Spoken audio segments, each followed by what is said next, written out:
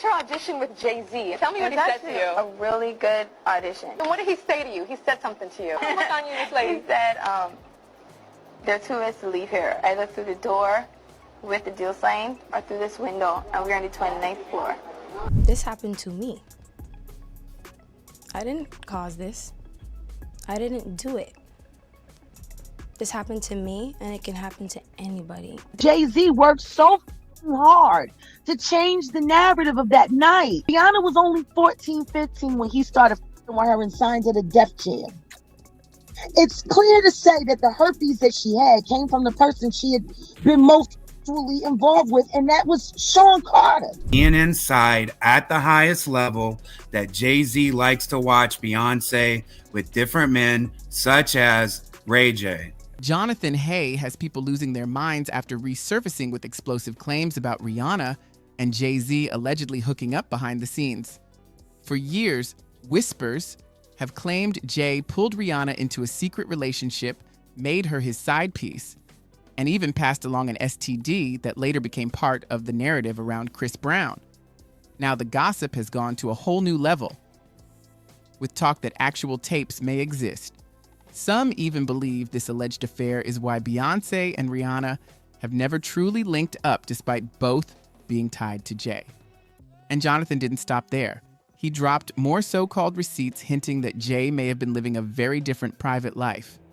By now, plenty of people have been giving Jay the side eye over long-standing rumors involving much younger women like Rihanna, Foxy Brown, and Beyoncé. What makes this hit harder is that Jonathan was the same manager who originally claimed Jay pressured Rihanna into sleeping with him before signing to Def Jam Recordings. Things got even messier when Rihanna later recalled being kept in Jay's office until 3 in the morning. Tell me about your audition with Jay-Z. Tell me what he said to you. A really good audition. Yes. But before I met him, I was so nervous. I was shaking literally. But the moment I walked into the office, the atmosphere was so warm and welcoming. And you had to sing a cappella for him? Yes, I had to sing. I sang Fun to Replay. I sang another ballad from the album last time. Yeah. So then what did he say to you? He said something to you. Oh yes, he said, we don't sign songs here, we sign artists. And there was this little pause, and I was nervous. But then he said, and we're interested.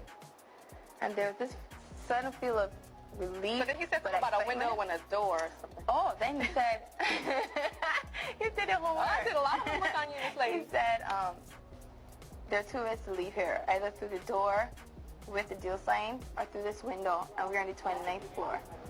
So you was like, where's the pen? Where's the paper? I'm signing. Yeah. And I'm sure working with Jay-Z, you've met Beyoncé. That's right. How was it like meeting her? I could not speak. Really? Really. That's someone I really looked up to for a long time.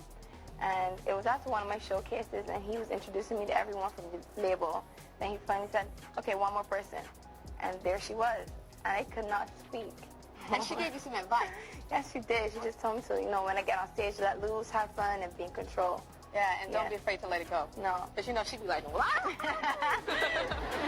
According to the story, Rihanna was pressured into that deal, and that's where things allegedly took a seriously dark turn. But the plot thickens because a lot of people believe Jay-Z may have leaned on his people to make Jonathan Haye walk back everything he said. Just days after accusing Jay of secretly being involved with Rihanna, Jonathan suddenly changed his tune and claimed the whole thing was nothing more than a publicity stunt to push Pon to Replay. Yeah, right. Almost nobody bought that explanation. Jonathan later admitted he was basically tossing ideas at the wall to see what stuck. And just when it seemed like this saga couldn't get any messier, Jaguar Wright jumped in with even more explosive allegations, claiming Jay allegedly gave Rihanna an STD that was later passed on to Chris Brown. Now, Rihanna was only 14, 15 when he started with her and signed to the Def Jam. It's clear to say that the herpes that she had came from the person she had been most sexually involved with, and that was Sean Carter. So here it is. Chris Brown has his first herpes outbreak from a celebrity girlfriend who he was set up with, and it was supposed to be this and it was supposed to be that, and he was there so people wouldn't pay attention to the fact that she was Jay-Z underage. Jay-Z gave her the herpes that she gave to Chris Brown. And somehow, the story only got wilder. A few months ago, Jonathan Haye started making the interview rounds again, unloading fresh claims about Rihanna and Jay-Z. This time, he completely reversed the apology he had made years earlier and insisted the alleged affair between Jay and Rihanna did happen. According to Jonathan, he only retracted his original statements because Jay pressured him to do it. But then he took things to a whole different level. Jonathan claimed that while working with Rihanna, he personally witnessed Jay in intimate situations with DJ Khaled. He says one of those moments happened at a Hollywood party where he allegedly saw Jay kissing Khaled on the lips, and not just a quick peck either. What I do know for a fact, not alleged, but DJ Khaled is bisexual. And Jay-Z has also participated in bisexual activities. Would you want to say allegedly for your safety? There's no, I would say allegedly if it was allegedly. DJ Khaled, 100% has been involved in, he's bisexual. I did a show called One Shot, and he was in Miami, and he was open with the guy that he was with. He was gay. And I don't understand what happens there where, because nobody said anything to me like, hey, make sure you don't, go out and say this on record. Make sure you don't say this, da-da-da-da. So it's weird that would still be hidden. That seems like that should be a fact that DJ Khaled, at least in 2016, was definitely bisexual. Okay, and we're good. And Jay-Z is without question bisexual. Now, the reason so many people were quick to believe Jonathan Haye is because DJ Khaled had already been the subject of similar rumors. One of the men who later claimed he took part in alleged parties involving Sean Combs and Cassie Ventura said Khaled was there too. And, oddly enough, he also mentioned Jonathan. Yeah, this whole thing got messy fast. Back in 2018, that man was arrested, and during questioning, he alleged that he had attended several of Diddy's private events and personally saw Khaled at them. At the time, nobody paid much attention because the broader allegations surrounding Diddy hadn't exploded yet. But looking at it now, some people believe those claims may have been pointing to something much bigger all along. Puff Daddy? Yeah. P. Diddy, whatever you call himself. Yeah, go ahead. Yeah, he's part of what's called the Boule. The Boule is a branch of the Illuminati. And he belongs to that agenda. That's why he's so famous. They land over contracts. I had with Cassie and Sean. Basically, he would tell me what to do with Cassie. I had like 15 encounters, and I heard a lot of business. Because what they would do is Sean talks a lot on the phone and on the TV with speakers and stuff, and I was like a slave. Okay, for them that's what I was. That's all right. I caught herpes, and I came back and I sued him for the herpes and won. Mark Eros and Ben Mercedes were his attorneys, okay? And Christopher Leon's here was my attorney. They asked me to turn in that, which was the video recording, and I did so. Yes, I have a good friend, a breakfast buddy. His name is Luis David Gonzalez, and he's a witness that Ross came and threatened me at my house post-settlement. After we settled, Diddy sent Ross, and I asked him to go see if that was Ross and confirm his identity.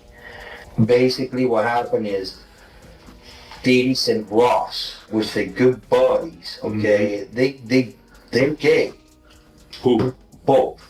Diddy and Ross. And Khaled. They're all gay, okay? DJ Khaled, Rick Ross, and P. Diddy? Yeah. They're all gay? Yeah. And as if those allegations weren't already wild enough, Jonathan Haye threw in yet another bombshell. He also claimed that Jay-Z had allegedly been involved in intimate relationships with transgender women. Jay-Z with transgender women? You personally?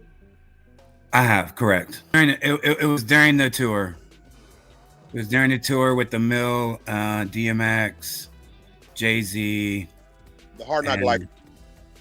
No. Or maybe a different one. Yeah, they had the documentary for it. What was that called? I'll think of it. I'll think of it here in a little bit. Yeah, it was a documentary, backstage or the backstage with the Mill and all that. I used to work with her, and I definitely.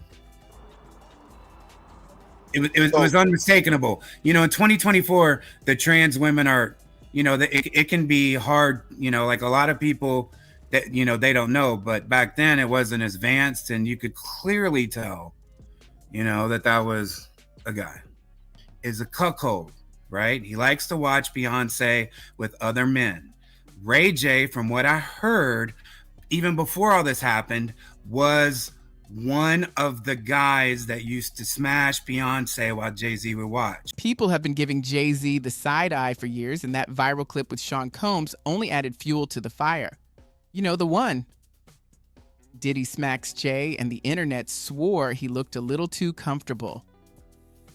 Then fans dug up Jay's 2012 interview praising Barack Obama for supporting same-sex marriage. Jay said, "Love is love," and that denying people that right is simply discrimination. There was nothing controversial about the statement itself, but the streets started talking anyway. In 2018, Jay got emotional discussing his mother, Gloria Carter, after she publicly came out as a lesbian, saying he was proud that she was finally free. And if you thought the speculation stopped there, not even close. Jay has long been obsessed with Jean-Michel Basquiat, the legendary painter whose style inspired everything from his hair to his lyrics. Basquiat was often rumored to be bisexual, and some online commentators claimed Jay connected with that on a personal level. Jay even spent millions on one of Basquiat's paintings and has referenced him repeatedly in his music, comparing himself to the artist more than once. As for Beyoncé and Rihanna, fans still wonder why two women linked to Jay for over 2 decades have never released a song together. Rumors say things got so intense that Beyoncé was devastated, allegedly over claims that tapes of Jay and Rihanna existed. But until anyone produces actual proof, it remains pure speculation. Online critics continue to point to Jay's friendships with figures like Diddy and R. Kelly, along with long-standing rumors about his relationships with younger women, as reasons they remain suspicious. And that leaves the same question people keep asking: was there really something going on between Jay and Rihanna? And did it permanently damage her relationship with Beyoncé?